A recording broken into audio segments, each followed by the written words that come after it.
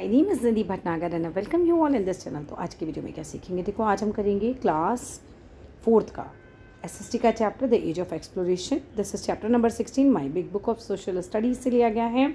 All credit goes to writer as well as the publisher. तो चलो without delay video को शुरू करते हैं। During the mid 5th and the mid 16th centuries many European explorers set out to find a sea route to the east। हुआ क्या? During का मतलब होता है समय के दौरान। कौन से समय के दौरान? Mid 15th and mid 16th centuries. बहुत सारे यूरोपियन एक्सप्लोरर्स कौन होते हैं? जो एक्सप्लोर करते हैं, कोई चीज़ खोजते हैं, ठीक है, वो रवाना हो गए। सेट आउट मीन्स रवाना हो गए। किस लिए? To find out a sea route, एक समुद्री रास्ता ढूंढने के लिए। किस तरफ जाना था उन्हें? ईस्ट की साइड, उनके ईस्ट की साइड, यूरोपियन कंट्रीज़ के ईस्ट की साइड का रास्ता, ठीक है। But what was the need when the land route was already known. लेकिन क्या ज़रूरत थी समुद्री रास्ता ढूंढने की उन्हें? क्योंकि लैंड वाला रास्ता तो सबके लिए था उस समय, सबको पता था। लेट अस फाइंड आउट, चलो इस बात का पता लगाते हैं। ट्रेड विद एशिया, ट्रेड का मतलब होता है व्यापार। एशिया के साथ व्यापार was very important for the Europeans, Europeans के लिए बहुत ज़्यादा इंपॉर्टेंट था। This was because they needed cloth and spices, और ऐसा इसलिए था क्योंकि इनको कपड़े चाहिए थे, इनको मसाले चाहिए थे, मिलते थे हमारे इधर, ठीक है। ड्यूरिंग दिस टाइम, इस समय के दौरान, द लैंड रूट ट्रेड, जो लैंड ट्रेड रूट थे, was controlled by Arab traders. तो जो अरब के ट्रेडर्स थे ना इस समय, अरब के व्यापारी, वो उन्होंने लैंड रूट पर एक तरीके से कंट्रोल कर रखा था पूरा का पूरा। अब अगर लैंड रूट पर किसी ने कंट्रोल कर रखा है और इन लोगों को भी हमारे साथ व्यापार करना है, तो ये पानी का रूट ढूंढ रहे थे, इसीलिए पानी का रूट ढूंढने की कोशिश हुई थी। They resisted the presence of European, इन्होंने यूरोपियंस का विरोध किया था, ठीक है। So for the Europeans to keep trading, इसी वजह से यूरोपियंस ट्रेड करना चाहते थे सी रूट से, हैज़ टू बी फाउंड, और इन्होंने वो रास्ता ढूंढ लिया था। हैड टू बी फाउंड मतलब ढूंढने की ज़रूरत तो थी, है ना, इसीलिए ढूंढा था इन्होंने। Portugal and Spain took the lead in discovering the sea root.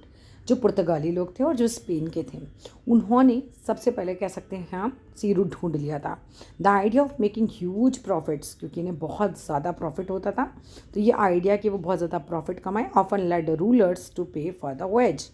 अब जो समुद्री यात्रा होती है, वॉयजेस मीन समुद्री यात्रा, तो राजा लोगों को क्या लगा करता था उस समय कि भाई अगर वहाँ के जो यूरोपियन कंट्रीज़ के राजा हैं या और देशों के भी राजा जहाँ से लोग हमारे यहाँ व्यापार करने आए थे, कि भाई अगर पैसा ज़्यादा बनाना है, ह्यूज प्रॉफिट कमाना है, तो फिर वो समुद्री यात्रा के लिए जो भी लोग समुद्री यात्रा के रास्ते ढूंढ रहे हैं उनको फाइनेंस किया जाए।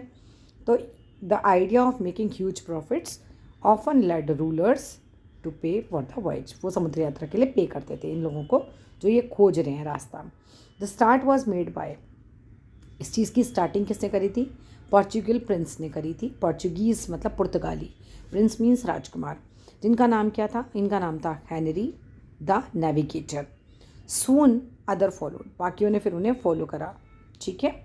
नेविगेटर नाविक, दिशा दिखाने वाला। बार्थोलोमियो डियाज, इनका नाम भाई स्पेलिंग सहित याद कर लेना, बार्थोलोमियो डियाज, ठीक है। इन 1488 बार्थोलोमियो डियाज एक पोर्चुगीज़ एक्सप्लोरर थे, खोजकर्ता थे। वो रीच्ड मतलब पहुँचे, कहाँ पहुँचे भाई? The southern tip of Africa में, अफ्रीका के बिल्कुल साउथ वाली साइड में। He could not go further as the sea was very rough, वो इसके आगे जा ही नहीं पाए क्योंकि समुद्री रास्ता बहुत ज़्यादा उबड़ खाबड़ था, बहुत ख़राब था। उबड़ खाबड़ नहीं कह सकते, डिफ़िकल्ट कह सकते हैं, बहुत रफ था, बहुत तूफान उफान आ रहे होंगे। So he named the place cape of storms, उन्होंने उस जगह का नाम ही रख दिया, भाई मैं इसके आगे जा नहीं सकता, तो ये क्या है? केप ऑफ स्ट्रोम्स जगह है।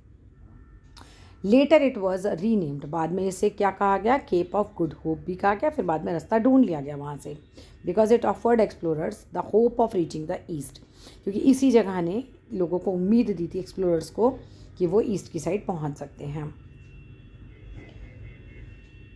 Christopher Columbus, Christopher Columbus was an Italian explorer, ये इटली के एक खोजकर्ता थे। इन 1492 में he set out from Spain, वो स्पेन से निकले to find a sea route, एक सी रूट ढूंढने के लिए। किस जगह का? To the east, east side का।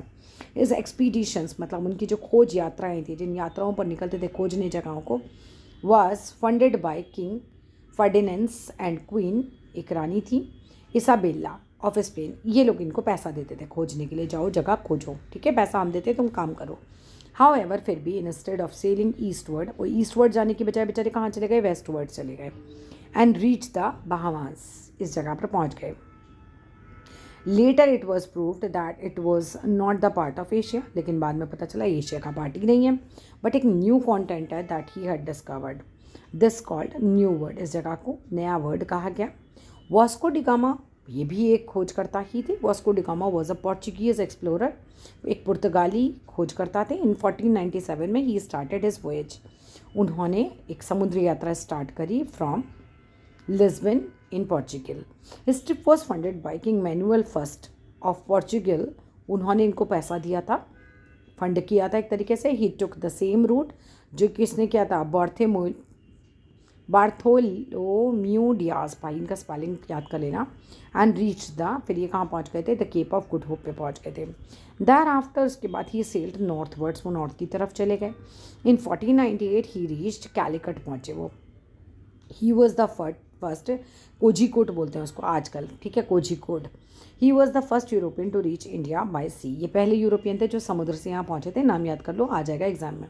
ही मेट, ये किससे मिले थे, जुमेरियन से मिले थे. द रूलर ऑफ कैलिकट था, राजा था कैलिकट का, Vasco D gamma. Loaded his ships with spices, उसने मसालों से अपनी शिप्स को भरा. विच ही लेटर सोल्ड इन यूरोप, जो बाद में उसने यूरोप में बेच दिए. एट अ ह्यूज प्रॉफिट, खूब उस पर प्रॉफिट कमाया. देयर आफ्टर, उसके बाद he made 2 more trips to India, वो इंडिया में 2 ट्रिप्स उन्होंने और लगाए. Ferdinand Magellan was a Portuguese explorer, ये भी पुर्तगाली थे. बिटवीन 1519 से 1521 के बीच में ही सेल्ड अराउंड द वर्ल्ड, उन्होंने पूरे वर्ल्ड का चक्कर लगाया, एक तरीके से घूमे वहाँ पर वर्ल्ड में. और ड्यूरिंग दिस वॉयज, समुद्री यात्रा के दौरान ही डिस्कवर्ड अ पैसेज, उन्होंने रास्ता डिस्कवर किया between the Atlantic and the Pacific oceans. This passage was later name as Strait of Magellan, ये कहलाया रास्ता. He was also the first to cross the Pacific Ocean, ये पहले व्यक्ति थे जिन्होंने पैसिफिक ओशन को क्रॉस किया था. And give it the name, ये नाम उसको दिया था. इंस्ट्रूमेंट जो कि सेलर्स यूज़ करते थे, the seller used many instruments, बहुत इंस्ट्रूमेंट्स ये यूज़ करते थे जो फाइंड देयर वे इन सी, समुद्र में अपना रास्ता ढूंढने के लिए. They used maps to chart their course, मतलब मैप वगैरह यूज़ करते थे जिससे कि वो अपना रास्ता, कोर्स मीन्स यहाँ रास्ते से है ना, तो रास्ता देख सकें. Their ships had adjustable sails, उनके शिप्स में एडजस्टेबल सेल्स होते थे. By adjusting the sail to the direction of the wind they could move their ship faster, इससे वो अपने शिप को फास्टर चला पाते थे. द सेलर यूज़ करते थे कंपास को फॉर डायरेक्शन, कंपास से डायरेक्शन पता चलती है ना. They also used the quadrant, quadrant का मतलब क्या है, कोण नापने का, मतलब कितने डिग्री पर जाना है, कितने डिग्री पर मुड़ना है, कि पानी में तो डिग्री देखनी पड़ती है बेटा. एंड एस्ट्रोवेल एक तरीके का यंत्र है to know the location of the ship at the sea. Astrolabe, after the discovery of the sea route, the Portuguese, Spanish, Dutch, French and British arrived in the east to trade. ये सब पहुँच गए खोजते खोजते और setup कर दिए उन्होंने अपने ट्रेडिंग सेंटर्स डिफरेंट एरियाज़ में.